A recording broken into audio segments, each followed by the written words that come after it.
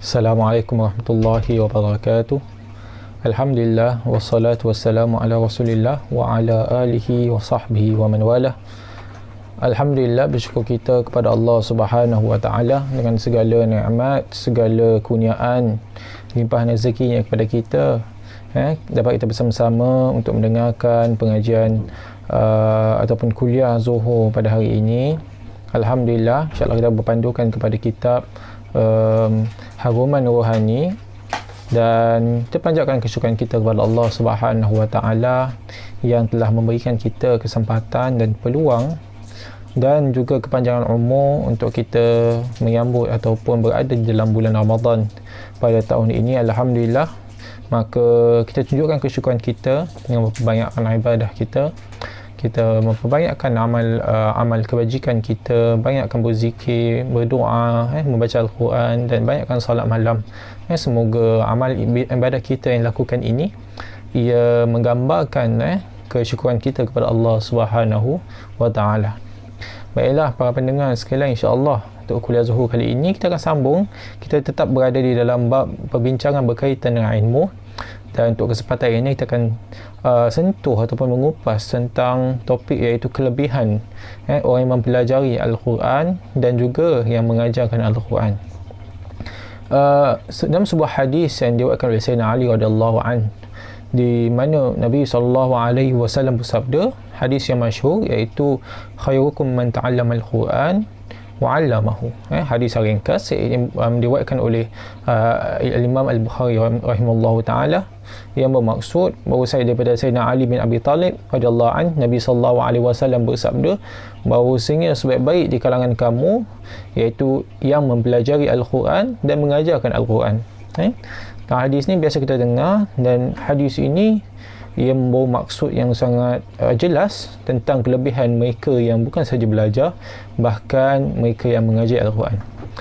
Para jemaah yang dirahmati Allah sekalian, Al-Quran merupakan kalamullah, kata-kata yang datang daripada Allah Subhanahu wa taala, yang di mana ia diturunkan kepada Nabi SAW melalui perantaraan malaikat Jibril alaihissalam, dan di mana Al-Quran ini ia merupakan sumber ilmu yang di mana ia tidak perlu kita ragu ataupun sangkalkan lagi. Di mana kita sebagai orang beriman, kita mesti beriman juga. Di antara salah satu daripada rukun iman adalah beriman dengan kitab Allah Subhanahu wa taala. Dan di antara iman kepada kitab Allah, kitab-kitab Allah adalah beriman dengan Al-Quran. Begitu juga apabila salah satu maksud beriman kepada Rasul Allah Subhanahu wa taala, rasul-rasulnya, di antaranya adalah Nabi Muhammad SAW. Kita beriman kepada Nabi Muhammad sebagai pesuruh Allah, sebagai kekasih Allah Subhanahu wa taala, yang di mana kita beriman kepadanya, yang di mana Nabi SAW diutuskan kepadanya membawa Al-Quran, diutus kepada Nabi Muhammad Al-Quran untuk disebarkan, untuk diberikan kepada kita sebagai panduan agama dan juga panduan hidup. Maka apabila Nabi SAW menerima Al-Quran itu daripada Allah Subhanahu wa taala, maka Nabi akan sampaikan kepada para sahabat, dan bukan satu sahabat ataupun dua para sahabat, tetapi semua di kalangan para sahabat akan menerima Al-Quran daripada Nabi SAW. Jumlahnya bukan sedikit tetapi ramai. Maka senang kata, semua umat Islam di saat itu akan menerima Al-Quran yang disampaikan kepada Nabi SAW. Maka apabila diterima Al-Quran itu daripada Nabi, maka mereka akan sebarkan kepada orang lain dan sebarkan kepada orang lain. Maka perkara tersebut berlaku atau berterusan sehingga ke hari ini. Maka Al-Quran itu kita pasti bahawasanya tiada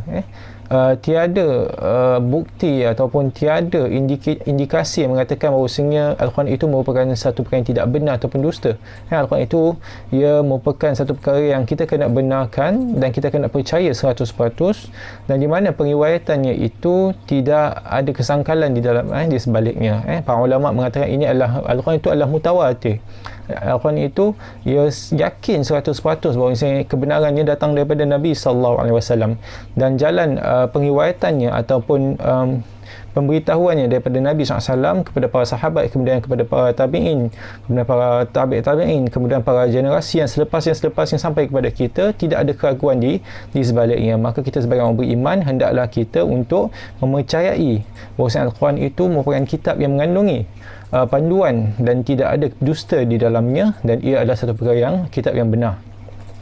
Para jemaah sekalian, Al-Quran itu ia diturunkan bukan saja sebagai orang kata tu panduan hidup atau panduan hidup kita di muka bumi ini, dan pada masa yang sama ia juga merupakan sebuah sumber ilmu yang di mana di dalamnya itu mengandungi undang-undang, mengandungi hukum-hukum yang sesuai untuk zaman ke zaman. Bukan saja Al-Quran itu hanya sesuai untuk di zaman Arab atau zaman Nabi SAW, tetapi ia sebenarnya sampai hari kiamat, undang-undang, hukum-hukum yang terkandung di dalamnya itu ia memang bersesuaian sehingga ke hari kiamat, kerana Al-Quran itu merupakan kitab yang diturunkan kepada umat akhir zaman.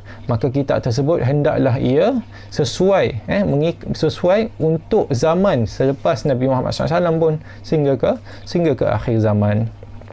Para jemaah sekalian, ia juga merupakan kitab yang mengandungi pelbagai hikmah yang kita boleh ambil teladan daripadanya, berbagai pengajaran yang kita boleh belajar daripadanya, dan ini semua hikmah dan pengajaran ini kita boleh pelajari ataupun kita boleh lihat daripada kisah-kisah individu yang tertentu seperti Qarun, seperti Fir'aun dan sebagainya, ini di kalangan tokoh-tokoh ataupun individu yang dimukai oleh Allah Subhanahu Wa Taala. Dan juga ada beberapa golongan yang di mana kita boleh ambil ikut teladan mereka atau mengambil mereka sebagai pedoman, seperti kisah Zulkarnain, seperti kisah Luqmanul Hakim, dan kisah lelaki iaitu Nabi Uzair menurut sebahagian riwayat.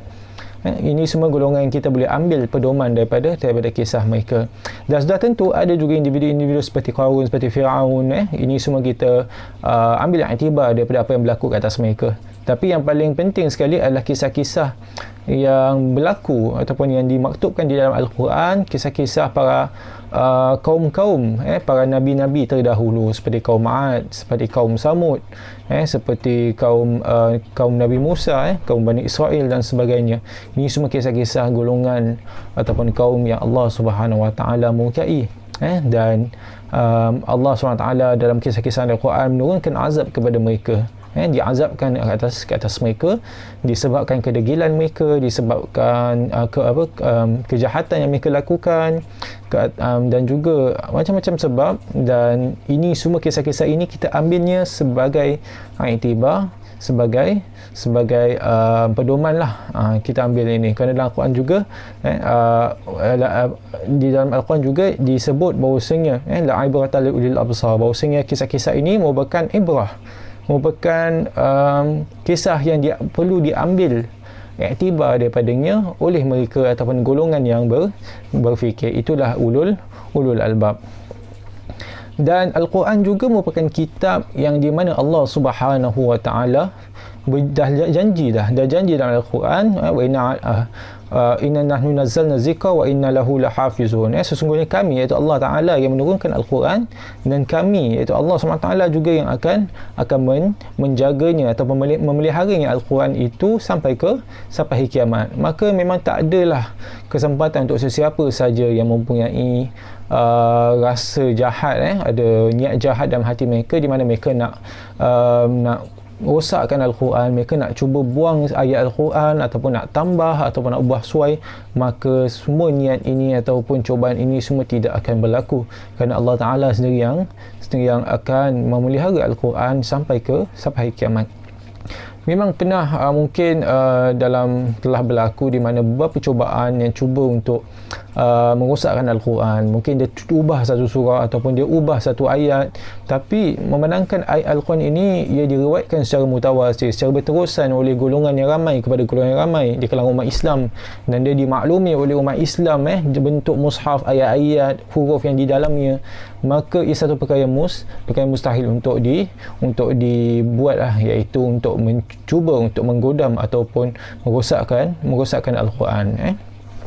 Para jemaah sekalian, segala sesuatu yang berkaitan dengan Al-Quran itu, maka ia dikira sebagai satu perkara yang mulia, satu perkara yang sangat berharga, satu perkara yang digalakkan daripada kita membacanya, maka satu perkara yang mulia. Kita menghafal Al-Quran itu satu perkara yang mulia. Kita orang kata tu, kita mendalami isi maknanya. Kita ketika baca, kita mentadabbur maknanya, maka ia satu perkara yang sangat mulia. Apa-apa saja berkaitan dengan Al-Quran, maka ia perkara yang sangat mulia lah. Maka begitu juga untuk mereka yang mempelajari Al-Quran.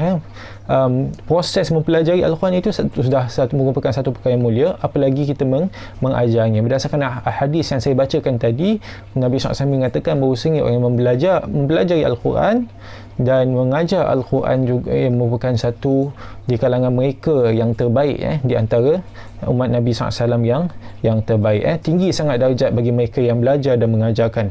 Maka para jemaah sekalian, kalau kita ada ilmu, maka janganlah kita simpan, kita ajarkan kepada yang lain. Khusus lebih-lebih lagi ilmu Al-Quran merupakan yang kalam Allah, yang di mana disuruh untuk kita bacanya, untuk menghafalnya, untuk memahaminya. Maka tidak ada perkara yang lebih baik atau ilmu yang untuk diajar yang lebih baik lagi daripada untuk mengajar Al-Quran.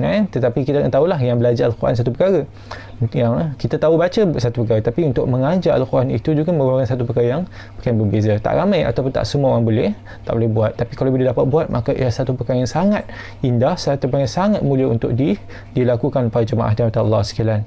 Wallahu ta'ala alam. Semoga perkongsian yang ringkas ini kita dapat manfaat dan faedah daripadanya. Semoga kita semua digolongkan dan hamba-hamba Allah yang beriman, yang banyak melakukan amal salih, diberi petunjuk dan hidayahnya. Aku qouli hadza wa astaghfirullahal azim li wa lakum. Wassalamualaikum warahmatullahi wabarakatuh.